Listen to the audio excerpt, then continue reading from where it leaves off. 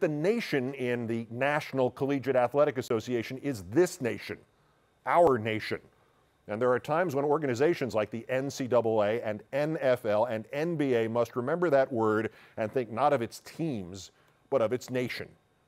And if at this point you are saying, this is not sports, this is politics, and you choose to ignore politics, what was Jackie Robinson's story if not politics?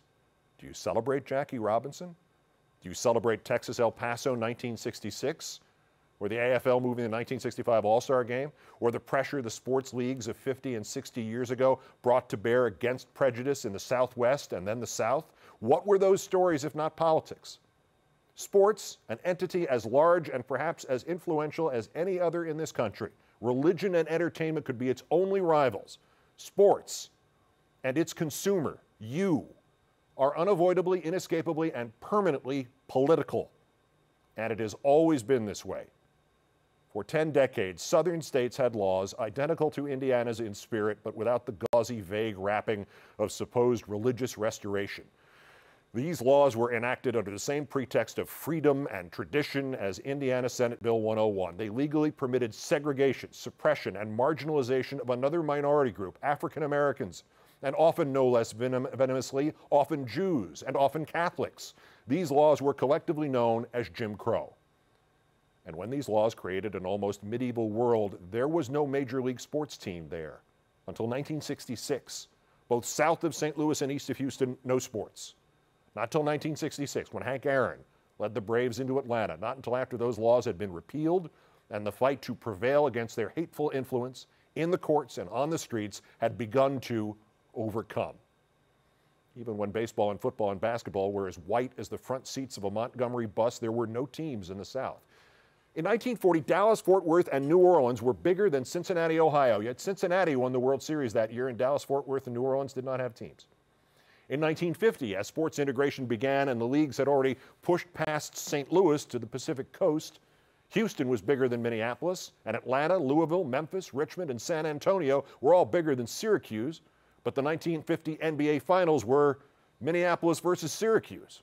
In 1960, Houston was bigger than all but 6 American cities, Dallas bigger than all but 13, and only in that year, as racism's grip in Texas was loosened finally, did Dallas and Houston get teams.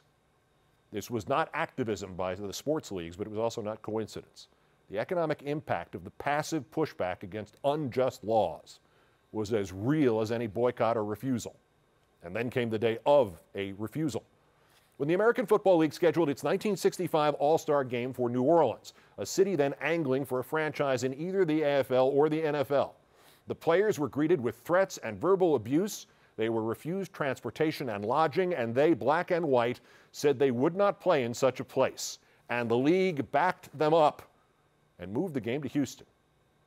Just as the players and schools and fans and the viewers should now say we will not play nor watch in such a place as Indiana, where this month has brought new laws that were deemed unfit for civilized society half a century ago, even in parts of this country, where hatred and prejudice were thought permanent. The NCAA needs to move the Final Four out of Indianapolis and the Women's Final Four of 2016 as well. And the NFL needs to warn the state it gets nothing. No Super Bowls, no combines, no drafts, nothing until this law comes off the books. And without turning this into a purely socio-economic commentary or even a debate about human biology and instinct versus learned behavior, before you say there's no parallel between how sports reacted to racism against blacks and how it has and should react to homophobia against gays, if you do not believe in the comparison between prejudice against black people and prejudice against gay people, if you hide behind the discredited notion that skin color is an inheritance, but sexual orientation is a choice, your own belief proves you are wrong anyway.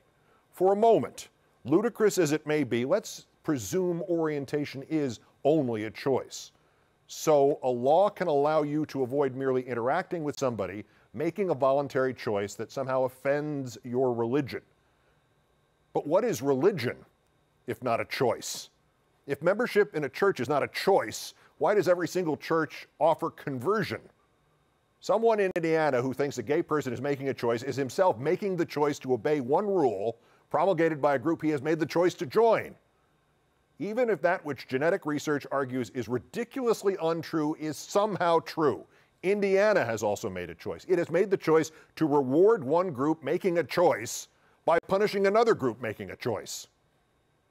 In the offices of the NCAA and the NFL and the NBA and the sports media of this country, even in the narrowest, most ill-informed mind in those offices, this is the situation at the moment. The football league in this country and the college sports league in this country are tacitly supporting a law that allows those who have voluntarily chosen to join a group to discriminate and be prejudiced at the expense of those who may or may not have had any choice at all, and the reality, of course, is not. The NCAA needs to move the Final Four out of Indianapolis, and the NFL must warn Indiana and the Colts. Because ultimately, you and I have a choice. Do we participate in these laws, or do we do only as much as even the narrow, prejudiced sports leagues of the 1930s and 40s and 50s did? Opt out. Stay away. Keep our business elsewhere until the laws of hate are gone. Choice. Again, do not tell me you have made a choice and this is not sports, it is politics, and you choose to ignore politics.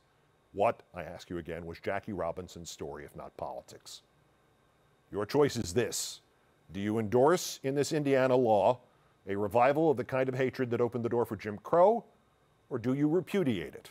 If you have humanity in you, if you see the frailty of love and the inevitability of biology, if you see what it makes you, if you try to tell adults who they can and cannot marry, your choice is clear, as is the choice of the National Football League, as is, a week from tonight, the choice of the NCAA.